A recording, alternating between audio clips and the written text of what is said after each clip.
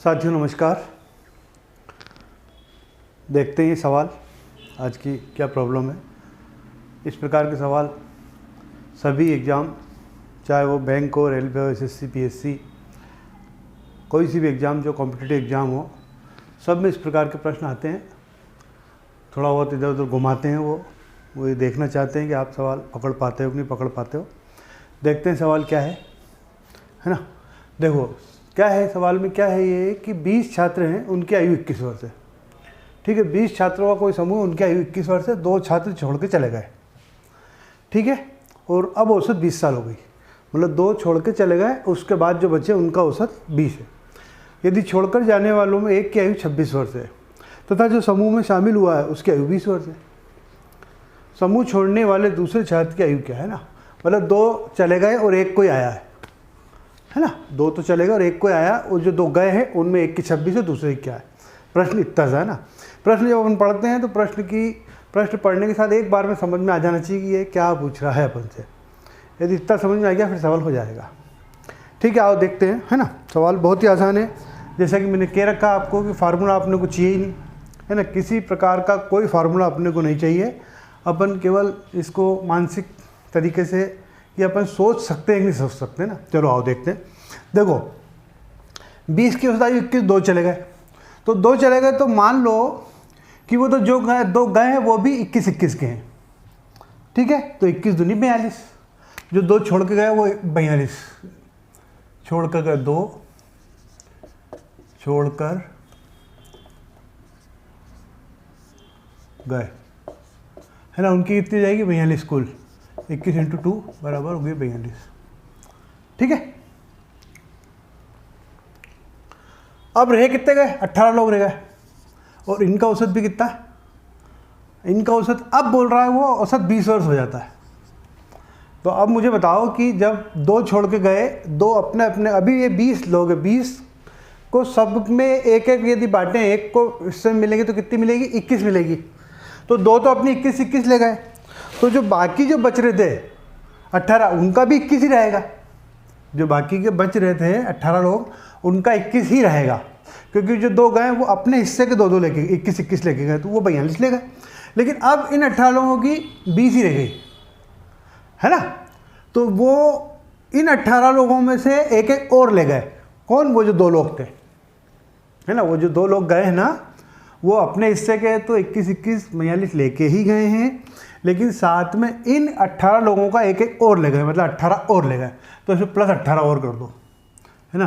तो ये 42 + 18, ठीक है, ये हो गया 60। ठीक है, अब जो गए हैं ना, उन दोनों की एज कितनी होगी, 60 साल। जो गए हैं, जो छोड़कर 2 गए हैं, ये 42 लिख गए थे, यहाँ अपन ने इसमें 18 और जोड़ा तो टोटल 60 लोग। ठीक है, अब ये जो बचे 18, है ना, इन 18 की कितनी है, 20 है।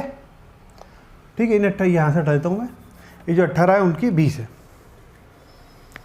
अब वो कह रहा है कि एक की 26 हो, जो 2 गए हैं उसकी तो 26 है, जो 2 गए हैं उनकी तो टोटल 60 हो गई, उसमें से एक 26 है, तो घटा लो, बचता 34। तो जो दूसरा है वो 34 साल का है। और अब सवाल तो वैसे यहाँ हो गया अपना, है ना। वो कह रहा है कि एक और जो आया वो 20 साल का है, तो अभी इन 18 लोगों की 20 साल, एक और आया वो भी अपने साथ 20 लेके आ गया, तो अभी भी औसत 20 ही रह रहा है। एक और आया 20, तो ये 19 लोगों की कितनी हो गई, 20 औसत। तो अपने से तो उसने यूँ पूछा है कि जो दूसरा गया वो कितने का है, तो 34 साल का है। ठीक है, सवाल बहुत आसान था। वापस इसको समझने की कोशिश करो, लिख के करोगे तो उलझ जाओगे, सोच के करो, है ना। एक झटके में सवाल हो जाएगा, सिर्फ 3 सेकंड का सवाल है ये, है ना। देखो 2 गए, अपने साथ 21 और 21 ले गए, 42 ले गए। ठीक है, जो बाकी लोग 18 रह गए, उनकी भी अभी 21 है, क्योंकि वो अपने हिस्से का 21 ले गए हैं, ले गए। फिर क्या हुआ कि अब कहा है कि जो अब बचे 18 लोग, उनका औसत कितना है, 20 वर्ष हो जाती है। अब औसत कितना, 20 वर्ष हो जाती है। तो 20 वर्ष हो जाती है, इसका मतलब है कि जो 18 बचे हैं उनमें से भी एक एक वो जो जाने वाले हैं वो और ले गए। तो और ले गए तो कितनी ले गए, 42 + 18 वो 60 के आएंगे।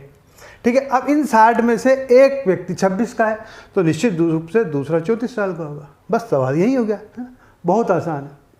ठीक है साथियों, यदि आप नीमच और उसके आसपास इलाकों के हैं तो यदि सरकारी नौकरियों की तैयारी करना चाहते हैं आप हमसे संपर्क कर सकते हैं। हमारे पास पढ़ने आ सकते हैं। सोनी कोचिंग क्लासेस के नाम से क्लास चलाते हैं हम। हज़ारों विद्यार्थी यहाँ से पढ़कर सिलेक्ट हो चुके हैं। देश के कोने कोने में नौकरियाँ कर रहे हैं।